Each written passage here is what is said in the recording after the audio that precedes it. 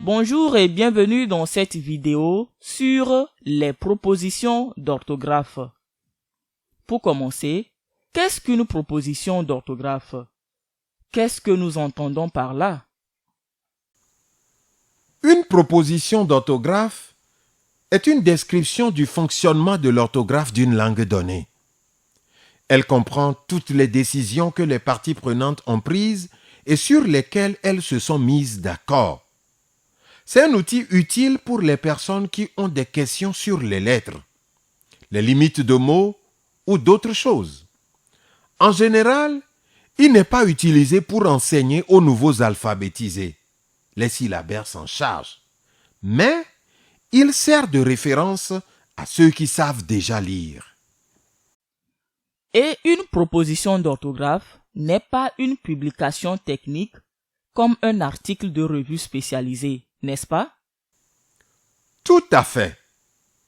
Et ce n'est pas la même chose qu'une description phonologique, ni une description d'une seule partie de l'orthographe. Il s'agit d'un aperçu de l'orthographe complète. Une proposition d'orthographe s'adresse à deux publics principaux. L'un d'eux est votre organisation ou une instance officielle. Ceux-ci peuvent demander une proposition d'orthographe. L'autre public est celui des locuteurs locaux de la langue. Pour ce public, il est bon qu'un locuteur local aide à rédiger un guide d'orthographe ou mieux encore, une petite équipe composée de locuteurs locaux. J'ai beaucoup d'autres choses à faire. Pourquoi devrais-je prendre le temps de rédiger une proposition d'orthographe et un guide d'orthographe pour les publics différents? Comme je l'ai dit, les locuteurs locaux constituent l'un des principaux publics. La proposition d'orthographe indique à la communauté linguistique locale ce qui a été décidé. Elle rappelle également aux décideurs locaux ce qu'ils ont décidé. Parfois, ils l'oublient. Si des questions se posent, c'est à cette proposition qu'il faut se référer plutôt pour obtenir une réponse fiable. Par ailleurs, il arrive que de nouvelles personnes rejoignent un projet de langue et la proposition d'orthographe leur indique ce qui a déjà été décidé. Cela peut faire partie de la formation des nouveaux collaborateurs. Pour une agence officielle ou une autre organisation, il se peut qu'elles exigent une proposition d'orthographe qui leur montrera ce que vous avez fait. Enfin, un guide d'orthographe aidera tous les auteurs de la langue, à savoir les personnes qui écrivent des syllabaires, ceux qui produisent de la littérature et d'autres matériels. Il peut également être utile aux traducteurs. Quiconque souhaite un accord avec Unicode devra certainement se reporter à ce guide. Voir notre vidéo sur les questions techniques à ce sujet. Ok, je vois qu'il est bon d'avoir une proposition d'orthographe. Mais comment dois-je m'y prendre pour le rédiger? Qu'est-ce qu'elle comprend exactement? Cela dépend en partie du destinataire. Elle peut être très technique pour un public extérieur ou plus simple à utiliser pour les locuteurs locaux ordinaires de la langue X ou Y. Il doit être rédigé dans la langue nationale, mais vous pouvez également prévoir une version dans la langue locale pour les personnes qui en ont besoin. Le document doit également disposer d'une table des matières afin que les gens puissent trouver ce qu'ils recherchent. Quant à qu'est-ce qu'elle comprend, le nombre de lettres varie d'une langue à l'autre. Certaines orthographes sont simples et d'autres sont très complexes. Ainsi, une proposition d'orthographe pour certaines langues sera courte, quelques pages seulement, mais pour d'autres langues plus compliquées, elle peut être beaucoup plus longue. Même les langues simples ont besoin de plusieurs parties dans leur proposition d'orthographe, je pense. Oui. Chaque langue a des consonnes et des voyelles. Chaque proposition d'orthographe devrait donc contenir un tableau ou une liste de consonnes ainsi que les sons qu'elles représentent. On doit également proposer un tableau ou une liste des voyelles avec, là encore, l'indication de la signification de chaque symbole. Par exemple, E accent aigu égale est. Pour toutes les consonnes et voyelles, il est bon d'avoir un exemple de mot pour la lettre en question.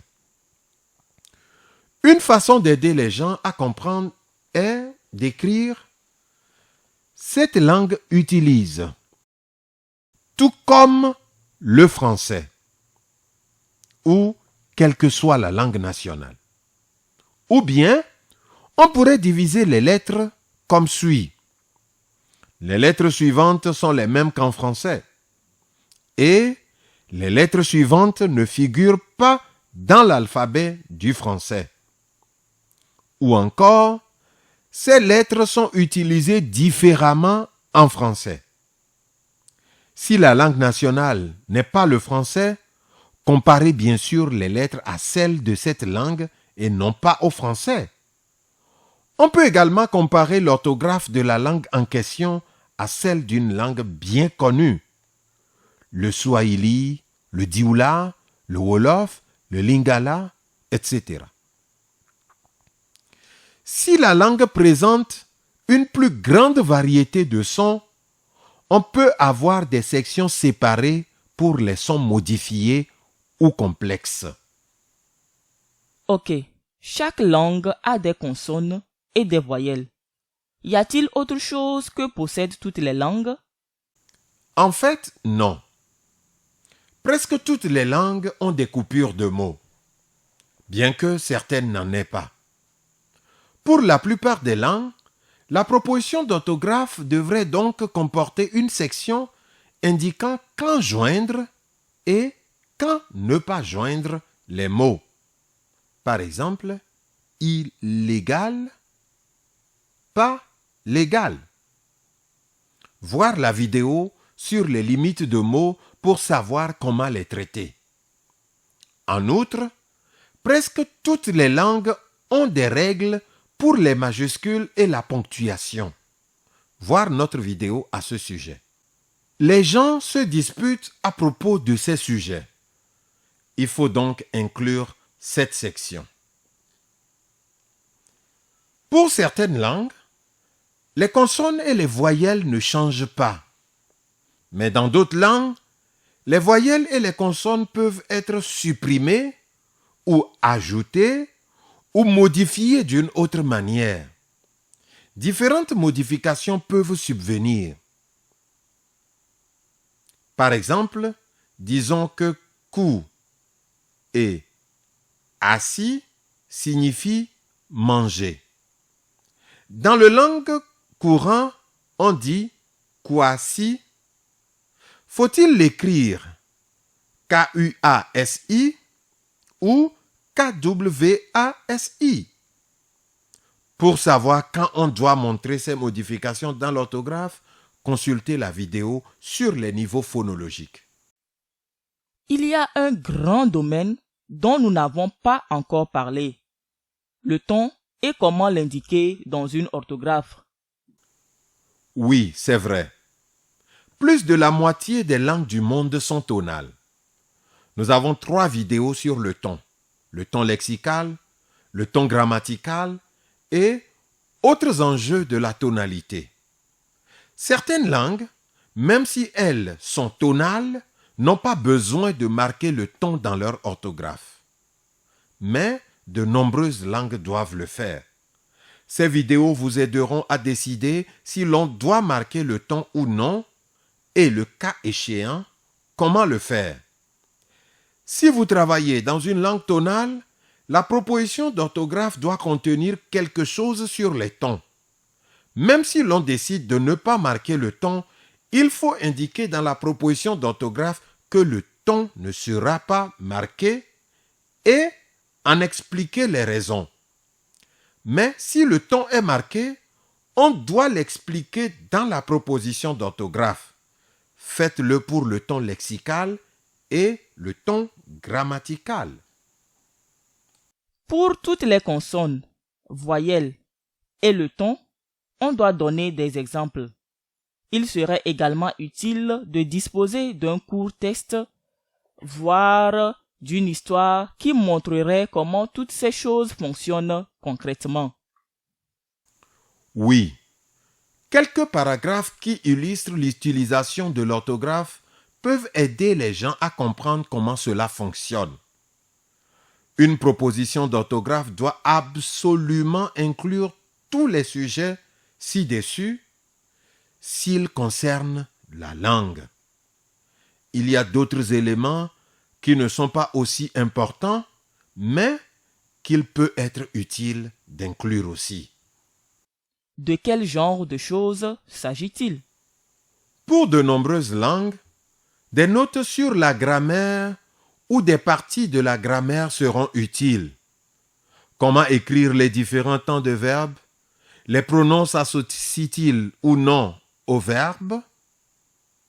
Si la langue emprunte beaucoup de mots à d'autres langues, on les appelle des mots empruntés et on peut les aborder. Par exemple, makiti pour marcher, lampa pour lampe ou misiri pour mosquée. On peut rédiger une proposition d'orthographe provisoire avant que tout ne soit décidé. Il est donc utile d'écrire à quelle étape se trouve l'orthographe, voir la vidéo sur les étapes. Inclure la date et indiquer qu'il s'agit d'une édition provisoire, d'une deuxième édition ou de n'importe quelle autre édition. Par exemple, deuxième édition, octobre 2022.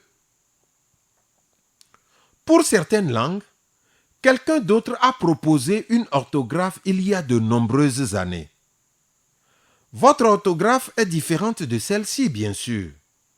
Dans ce cas, vous pouvez inclure un bref historique du développement de l'orthographe de la langue, ainsi qu'un tableau comparant cette autre orthographe à celle de votre proposition. Que faire si l'on n'est pas sûr d'un élément de l'orthographe? Faut-il simplement ne pas le mentionner? Il faut être honnête. Pour toutes les propositions d'orthographe, on doit inclure une section sur les problèmes qui n'ont pas été résolus. Si tout a été résolu, c'est parfait. Mais il faut être honnête lorsque certaines choses nécessitent encore plus d'attention. Eh bien, il semble que nous ayons tout abordé. Presque. J'aimerais encore ajouter quelque chose. Une proposition d'orthographe est généralement un document séparé. Mais si la langue dispose d'un dictionnaire, la proposition d'orthographe pourrait être incluse au début de celui-ci.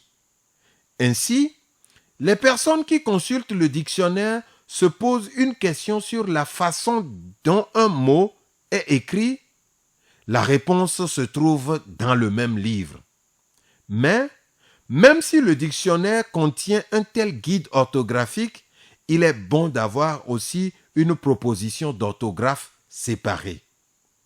De plus, lorsque vous rédigez, gardez à l'esprit pour qui vous rédigez le document. Pour les locuteurs locaux, il faut communiquer en utilisant des mots qui les touchent. Pour un public extérieur, une proposition d'orthographe plus détaillée et plus technique peut être réalisée. Cela prend du temps, mais la rédaction de 2 documents séparés pour 2 publics peut être une bonne chose, voire nécessaire dans certaines situations. Dans cette vidéo, nous avons parlé de la proposition d'orthographe, une description du fonctionnement de l'orthographe et d'un guide d'orthographe pour aider les locuteurs locaux à écrire leur langue. Une proposition d'orthographe est précieuse en tant qu'enregistrement des décisions prises par les parties prenantes concernant l'orthographe, et elle est également très utile aux locuteurs. Cela vaut donc la peine de consacrer le temps nécessaire à la rédaction de ces deux documents.